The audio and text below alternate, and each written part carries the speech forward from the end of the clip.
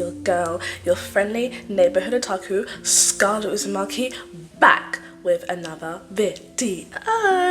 Besties, let me give you a little head pat. Just say thank you for sticking by my side and joining the Bestieverse.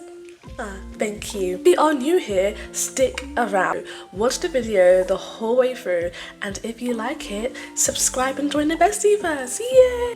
Okay, besties, if you are chronically online like myself, you would have seen one little bit of news going around all of the threads, Facebook, X, Instagram, and that is that in the United Kingdom, one of the main broadcasting authorities here, known as the BBC, has allegedly stated they have intentions to ban all anime that has childlike designs. So let's talk about it.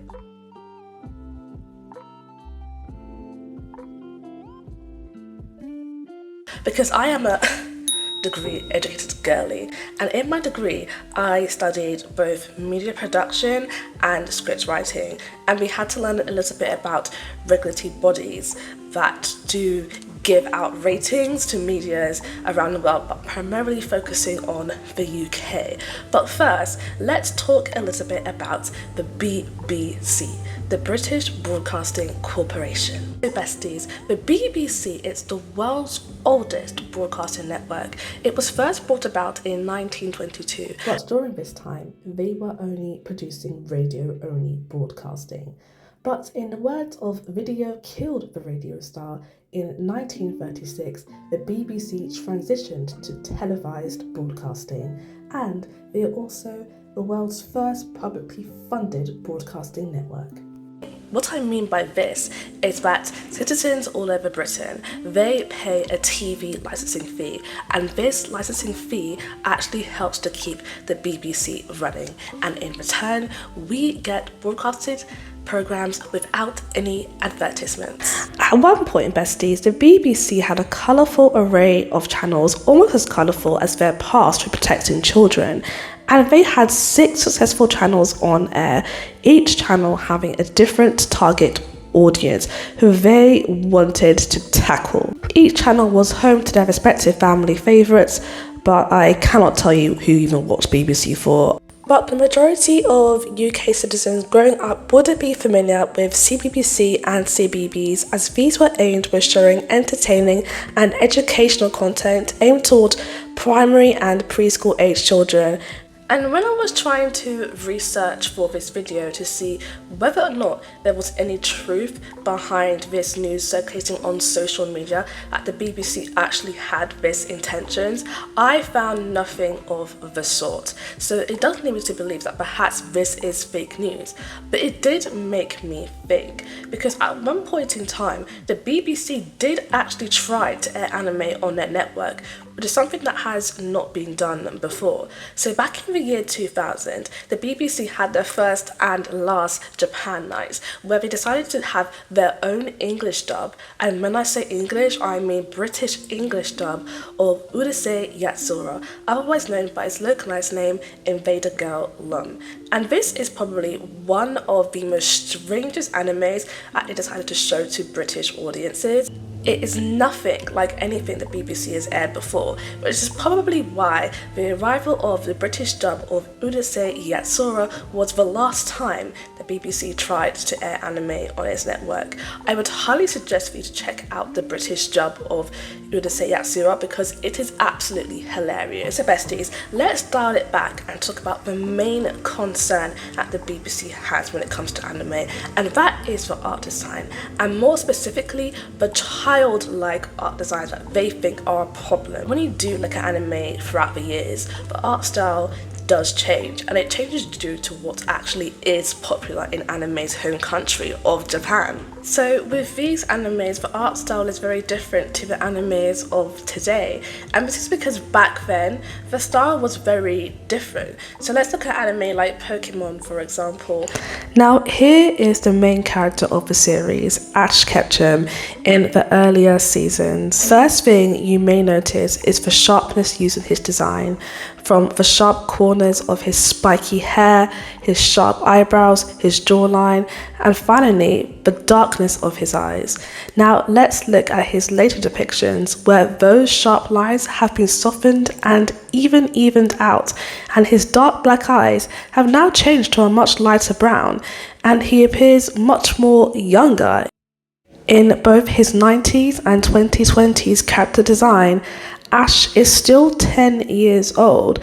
However, in his later art style, it looks as if he has been aged down significantly due to the roundness of his face. Now let's move on to another anime, which was part of the big three during the early 2000s, Bleach. And here is the main character, Ichigo Kurosaki. Now, for someone who has never seen Bleach before, they may assume by Ichigo's chiseled jawline that he is someone in his 20s. But would you believe that he is 15 years old? Now, let's look at a more recent anime, Demon Slayer, or as some people say, Kimetsu no Yaiba, and their main character, Tanjiro Kamado. Tanjiro has a noticeably soft face, very round features, large round eyes, very different to the angled dark eyes that Ichigo has.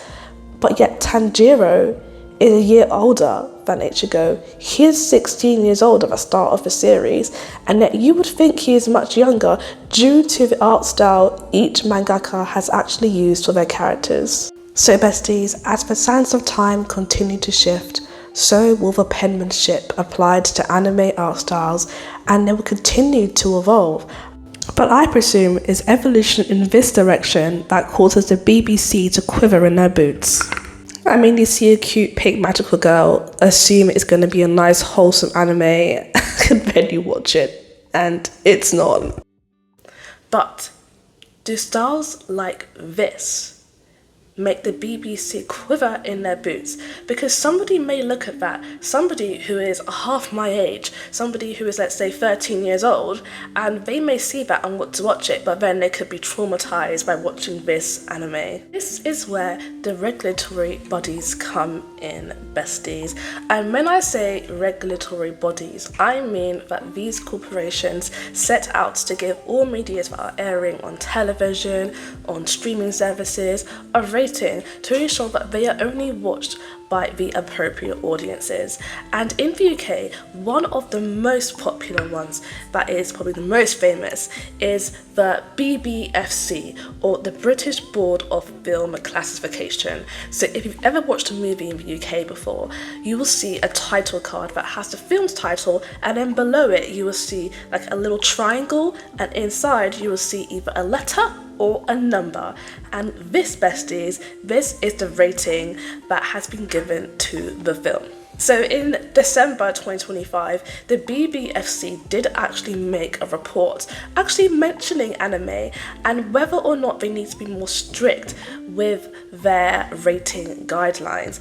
So in this article, the BBFC did conduct some research to find out about anime and the regulations that needs to be enforced onto it. 91% of respondents from their research said that age ratings for anime should follow consistent standards, and then another 90% said that BBFC age ratings and content advice are essential tools to help parents ensure that their children are watching age-appropriate content. And alongside this, besties, the research also portrays that 88% of people agree that it is a potential child safety concern if anime is not age rated appropriate. As there are many parents who are unfamiliar with anime, as they unfortunately assume that it is inherently child-friendly. But is this the fault of the regulatory bodies or the fault on the parents? So in my personal opinion, both parties do have responsibility when it comes to the safety of children. As a parent, you should be aware of what your child is consuming. On the television, you can have parental controls. On streaming platforms like Netflix, Crunchyroll, Amazon Prime, you can also utilize parental controls. And also you can pop your head into your child's room or pop your head over their iPad just to make sure that what they're watching is safe for them. But alongside this, regulatory bodies need to make sure they are giving consistent ratings across platforms. So for example, besties, I did a little experiment myself, and I have quite a few streaming platforms. I've got Netflix, I've got Amazon Prime, I've got Crunchyroll, and so I wanted to see across some of these platforms that do have the same anime, whether or not they all are given the same rating. So for example, let's talk about Dan Da Dan. So this anime actually dropped after the first season because I just got really annoyed with the fan service and the fact that the characters are high school age, and you're just given all of these fan servicey shots, which I was just sick of. So on Crunchyroll, this anime is actually rated as 16 plus, and they do have some warning signals as to why it is given this rating, and this is due to the sexual violence, smoking, suggestive dialogue, and suicide violence. And then this anime is also on Netflix, and on Netflix it was given a little bit of a different rating. So on Netflix, Dan Da Dan was actually given a 15 rating, and the warning signals they used was suicide, sexual threat, violence, injury, and horror. So unlike Crunchyroll, they didn't actually mention the dialogue, and they didn't mention the smoking, which I thought was quite interesting, but the ratings were a little bit similar. But Crunchyroll decided that this media should only be consumed by those 16 and older, but Netflix thinks it should be consumed by those 15 and older. I highly implore you to go and have a look yourselves. If you do have multiple streaming platforms, have a look between them and see if some of the animes that you watch have different ratings across, because I looked at quite a few that I watched, and it's quite interesting what warning signals they choose to give on some platforms but not on others. So if you are somebody who has children in their care, I would say make sure you do research into the programs that your child is watching, just to make sure that it is appropriate for them. And it seems that some of these regulatory bodies are not very consistent when it comes to their rating. Even though I'm an anime watcher myself, I'm obviously aware that most animes will have some element of fan service, some more than others, and by no means am I going to defend fan service to the end of the earth, but there are some fans out there who do think that it is okay to have fan service in there, and some have said that this can be problematic. For example, in the BBFC report, there were a few quotes from the focus group that they used in order to gather their research, and it seemed that some of the fans were okay with seeing the fan service, as they said, and I quote, "They weren't fully nude, and you didn't see any other things that would be described as nudity, like genitals like that. So I suppose I'll be happy to go down to 12 in reference to the rating of the anime." And then to the same anime, there was a parent who is not an anime fan who said there was quite a few lingering shots on her breast and buttocks, which would not have been appropriate for a younger audience. Again, throughout this article, there will be difference of opinion when it comes to anime fans and parents who are not fans. And it seems from this article, and it seems from this report, that the parents seem to be a little bit more shocked by the fan service elements of anime, whereas the anime fans are used to it. Is this because anime fans have become desensitized to fan service in anime? So as I may have mentioned before earlier in this video, besties, I'm not somebody who particularly likes too much fan service. And as a result, if I was in this focus group, I would be on the side that would say that a little bit more of a high rating is needed on animes that do have more fan service, as I don't think it's appropriate for 12-year-olds to be watching things where there is like lingering shots of characters' chest or their rear. I do not think that's appropriate, especially when a lot of these animes that are coming out now, they tend to feature around teenage characters, and I don't think it's very appropriate for young impressionable people to be exposed to ideals like this.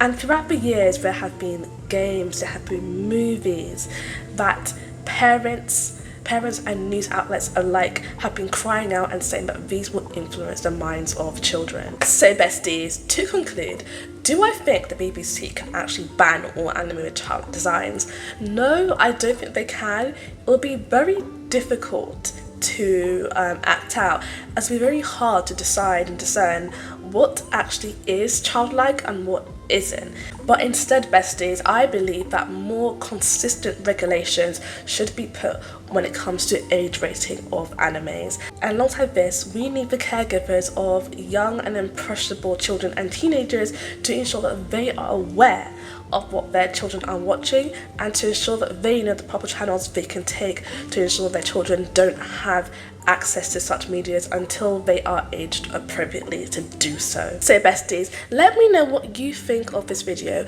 and what do you think can be done to ensure that children and teenagers alike are only interacting with animes that are aged appropriately for them. And who do you think has responsibility when it comes to safeguarding children from interacting with medias that may or may not be appropriate for them? Alright besties, give a big thumbs up to this video if you liked it. Let me know your opinions down Let me know your opinions down below in the comment section, and besties, stay tuned for the next video, and I really hope to see you all again in the bestieverse. Alright, bye besties.